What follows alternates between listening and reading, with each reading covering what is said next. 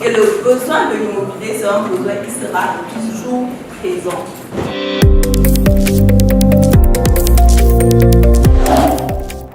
Salut à tous, bonsoir. Bonsoir. Comment est-ce que vous allez? Bien. Parce que là, c'est un peu normal. Là. Est-ce que ça va?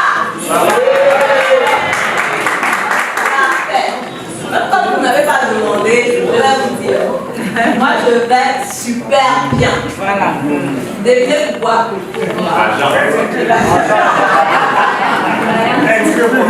Devinez pourquoi? Tout ce que vous avez dit là, c'est faux. Je suis super contente parce que là, ça va faire 5 semaines que je suis au Cameroun. Ça va faire 5 semaines que je suis chez moi. Donc je retrouve tout simplement l'autrice qui vient de passer. Quand on vit en Occident et qu'on se retrouve ici, c'est une chaleur terrible. C'est vraiment toujours un réel plaisir d'être là. Déjà de voir la famille, de partager un bon plat de héros comme capté. Partager un bon plat de cookies, par exemple. Et aussi, naturellement, de suivre les activités entrepreneuriales. Vous avez là le livre que j'ai écrit, Devenez millionnaire avec l'immobilier. Pourquoi j'ai décidé l'immobilier? Parce que là, par exemple, où est-ce qu'on se trouve?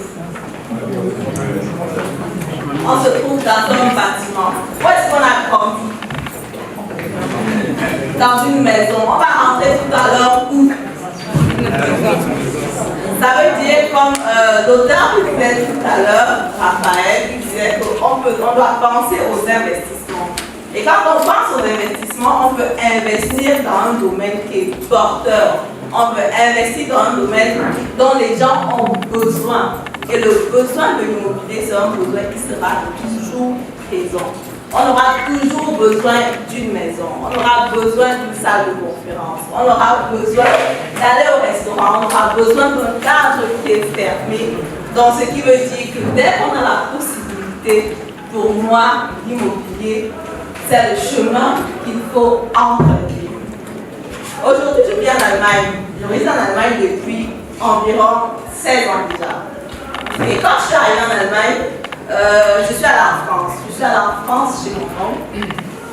Quand tu viens en Allemagne et que tu pars en France, c'est toujours vraiment plus intéressant parce que déjà tu comprends le français. Je crois que là, tu peux comprendre de quoi je parle. Tu es d'abord dans un système où tu es en Allemagne, tout le monde parle allemand, c'est une langue déjà, voilà. Bon. Pas forcément très romantique ou alors facile. C'est une langue où je n'ai même jamais su que je pouvais parler allemand aussi couramment que je fais aujourd'hui. Mais après, quand tu es en France, tu es vraiment à l'aise. Je vais chez mon oncle qui a une grande maison avec un jardin et je me dis, moi, après mes études, c'est ce que je veux. Je veux une maison comme ça pour moi, pour mes enfants, pour ma famille. Mais seulement en ce moment, je suis étudiante, donc je n'ai pas encore la bonne vision. Je n'ai pas le business, je n'ai pas l'entrepreneuriat à mes yeux. Et à cette époque-là, malheureusement, il n'y avait pas encore forcément l'information. Il n'y avait pas de chaîne YouTube comme celle du docteur Claudel Initié ou alors comme celle de Valère. J'ai fait mes études de master dans l'université de Darmstadt. Et quand j'ai fini, master, voilà, mais la famille est quoi?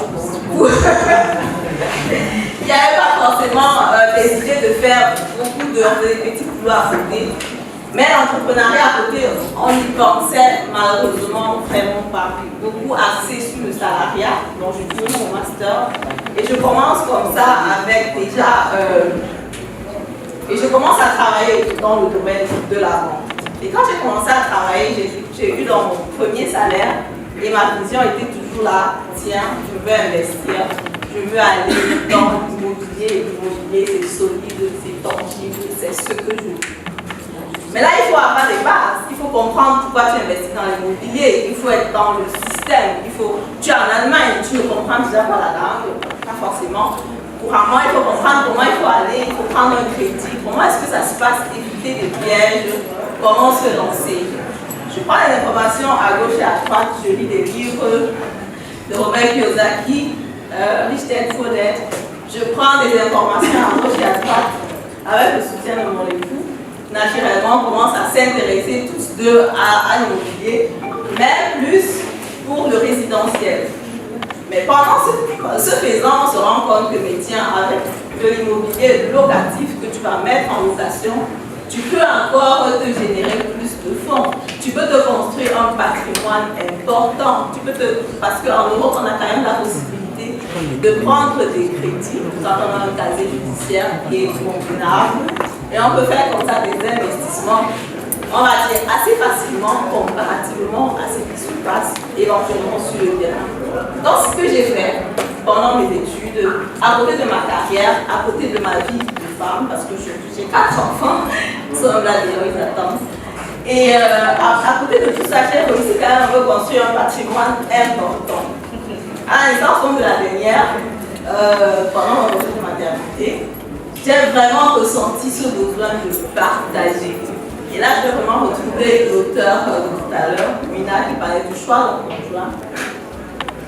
J'ai signé des contrats chez le notaire, j'ai fait des acquisitions, mais ce qui m'a le plus fait plaisir aujourd'hui, où je suis entrepreneur, où je suis coach, où j'accompagne des personnes à se lancer sur l'investissement immobilier, c'est 2 personnes.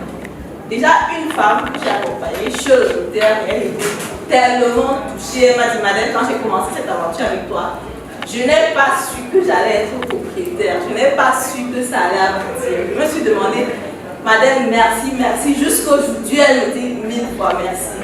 Et ce merci-là, pour moi, ça dépasse vraiment le fait de pouvoir partager cette expérience-là avec les gens qui m'appellent et qui me contactent. Comment je fais? La deuxième personne, c'est un jeune homme qui s'est construit un patrimoine de 1 million en l'espace de 2 ans par là. Mais lui avait une stratégie bien claire. Déjà, étant célibataire, il se construit un patrimoine important avant que la femme n'arrive. Parce qu'en Europe, quand tu as la femme à côté de toi, quand le patrimoine là, quand vous vous fâchez, quand vous devez vous séparer, bon, les doigts peut-être avec la femme. Donc sa stratégie était claire, c'est que déjà de se construire un patrimoine important après ses études. Et après, éventuellement, le jour qu'ils vont se marier, ou le jour qu'il va trouver la femme, ils vont peut-être prendre un truc en commun pour la famille. Donc, vous l'avez bien compris, moi je suis pour l'investissement immobilier. Aujourd'hui, j'accompagne des personnes à se lancer. Actuellement, pendant mes 5 semaines, je n'ai pas fait que manger du héros et du cookie.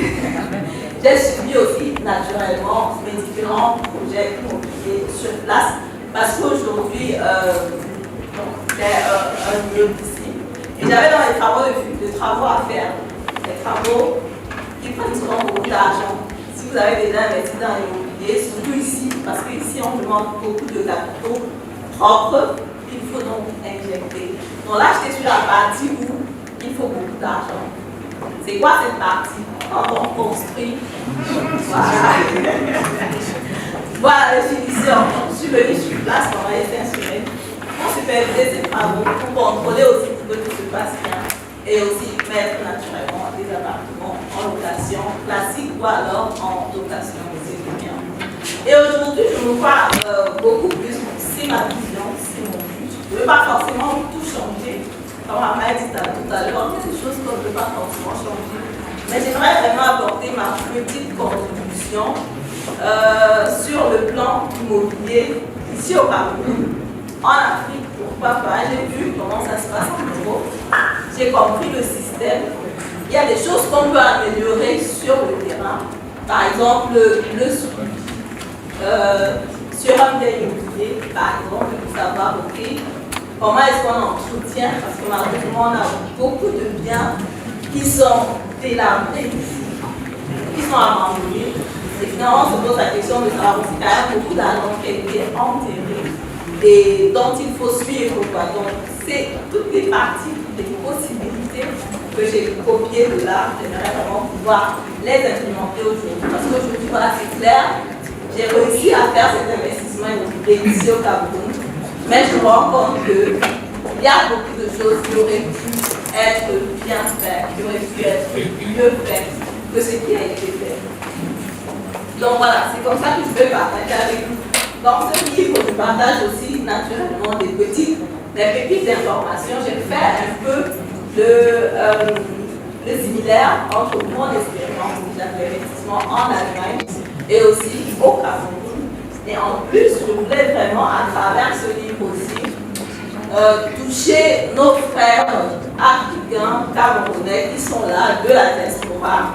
Lancez-vous, osez, faites des choses.